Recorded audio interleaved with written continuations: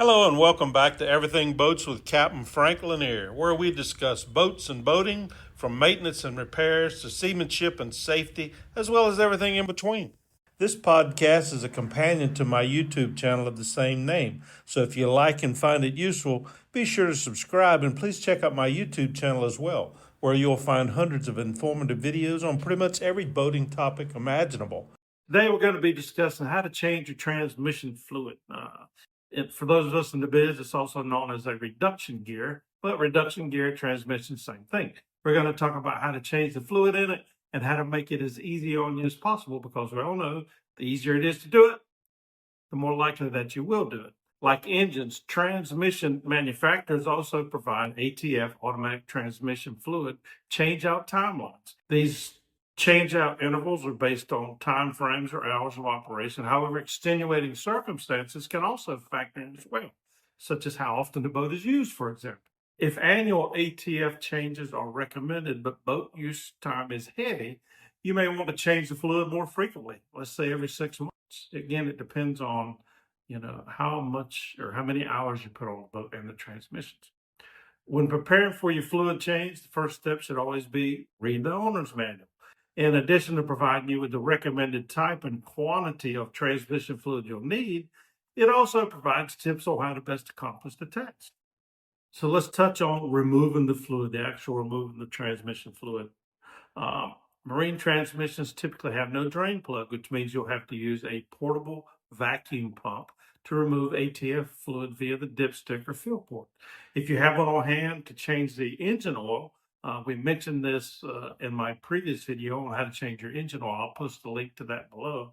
But if you have this pump, it can serve dual service. You can use it to change your engine oil or to take it out, and you can use it to evacuate your ATF fluid as well. When you remove your transmission fluid, you always want to check the fluid itself, give it a good look to see if there's any problems that you can cite. Like new ATF fluid, it should be translucent, reddish pink with little or no odor. Fluid that's thick or milky in appearance, a sign of water contamination, or with a burnt smell, that's your boat's way of telling you that all is not well and inspection by a professional is necessary. As for filters, unlike an engine, there probably won't be a filter for your transmission fluid. One-speed marine transmissions typically don't generate enough debris to justify having a filter on it. The only time there'd be material for a filter to catch would be when something fails. And by that time, you're facing removal and a rebuild anyway. Once the old fluid's removed, you're going to add the correct type and amount of ATF fluid. As with engine oil changes, the funnel is our friend here, and having an appropriately sized one on hand will make adding ATF fluid a lot easier and minimize spills. And again, as with the engine oil change we talked about in my previous video, you can also put a little piece of hose on the end of your funnel, and it help you reach down to any odd or out of the way positioned ATF fluid fills. After changing your transmission or reduction gear fluid, it's always a good idea to verify that the level is correct. Some transmissions require their fluid levels to be checked at operating temperature. To do this, run the engine for 5 minutes or so, shift it into forward and reverse a few times, then shut the engine down. Then immediately pull the dipstick for your transmission and check the fluid level. This is particularly important for transmission having an external cooler. If you wait too long after shutting down the engine, fluid in the cooler can drain back into the transmission, giving an erroneous overfull reading.